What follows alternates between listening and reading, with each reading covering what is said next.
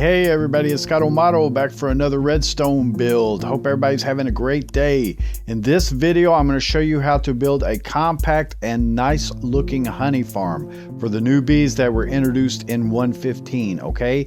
And this design is very compact. It's similar to some out there, but using a little bit more complex redstone, I've been able to shave a few blocks off of it while still keeping the same functionality. So basically how it works is that here we have a bee's nest. You could also use a beehive, but we get honey. The bees will go and pollinate and then go into the beehive, and in around 2 minutes they'll deliver enough honey, which you can see the honey level off to the side in F3. It's honey level 3 right now. When it gets to honey level 5, it'll trigger this comparator, which will trigger a dispenser here, and it has to be a dispenser to deliver honey down into the hopper below. Okay, so it will bottle it. Now you can also get honeycombs if you put shears in here instead. Now you do want to fill the whole thing with bottles so that you can not get the wrong item when it delivers out of the hopper. Now you can see I have a honey bottle in here, and that happened because one part of the bottles became empty. Okay, so you definitely want to keep enough bottles in there to keep this guy filled up so that it doesn't randomly select a slot and then fill it with honey. Okay, and when you get them, they'll go into this barrel, and again it's around every 2.5 minutes or so. It takes them like 20 seconds or so to pollinate the flower. All right, now a cool thing about this design is that it's easily tileable. All right, so you can put them next to each other, and it'll actually share the redstone components that deliver the comparator signal together, so you don't have to duplicate those. So you can easily make a tileable farm, and it's very nice looking, and you can see that when it's in the ground it is very, very compact. Okay, so let me show you how to build it real quick, guys. Basically this is ground level right here, as you can see over on the design here, but we're going to build it up a little bit just so you can see all the components in action. All right, so I'm going to start off by just placing 4 blocks here that are just basically foundational blocks. All right, and then I'm going to place a grass block on the top here.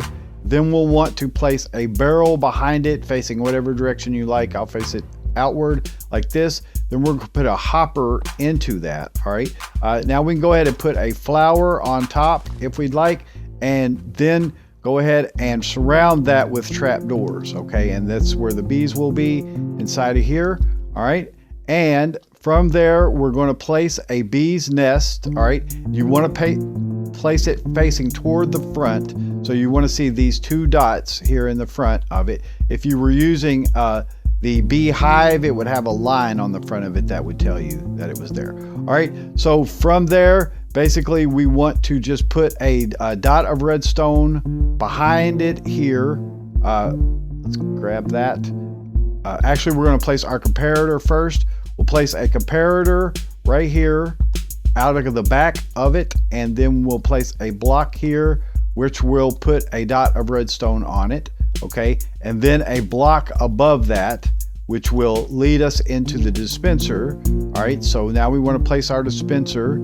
So grab that and place it facing downward. So from the ground level, basically shift click and place it downward where it's facing. There's no markings on the side when you do that. Okay, actually this is going to be a block that's coming out of that instead of a dot of redstone. Then our dot of redstone will be on that block. So the comparator will power the block, which will power the redstone, and then it indirectly powers this through that block. All right, now let's go ahead and build up our comparator circuit here. So to do that, I'm going to use a trick with a composter. Okay, so the composter can easily deliver a signal strength when you put seeds in it for a comparator. So we're going to place a composter right here. Then we'll place a block to put on the composter. I often use smooth stone blocks just to mark out where my redstone is going to be. So I'll place a smooth stone block here and right here. All right, and then out of the back we'll get our comparator signal coming from the composter, and that will feed a redstone line for the strength of the comparator. And you can see it goes into the side of the comparator, and this is in compare mode. So when this reaches signal strength 5 and this reaches signal strength 5, then it'll output the redstone signal. Okay, now we want to get this filled sufficiently to output 5. Now I'm using the Vanilla Tweaks resource pack from Azuma Void. You could use that as well, but generally to get to signal strength of 5, you want to go just under the last dark brown stripe right there. Okay, so just below that will give you a signal strength of 5. Okay, so now we're set up to do that. Basically, we want to just place some glass panes along the top to keep the bees contained. So it takes 7 of them to go all the way around, and it looks a bit nicer than glass blocks to do that. All right, and that'll connect them. Then we're going to want to put a trap door inside of that to go ahead and contain the bees from the top. So just place a block, and then I'm using jungle trap doors, but get your jungle trap door and place it facing downward like that, and we can open it and break that block. Okay, so that's the full unit there all set up. Now we just need to get our bees inside of there, and you can bring them over with leads. They'll follow you if you have a flower. You could find a bee's nest where they're already in it if you have silk touch and harvest that bee's nest. So there's a number of ways that you can get the bees. It's easiest, honestly, to have silk touch and get the bee's nest, because then you don't have to worry about corralling them into here.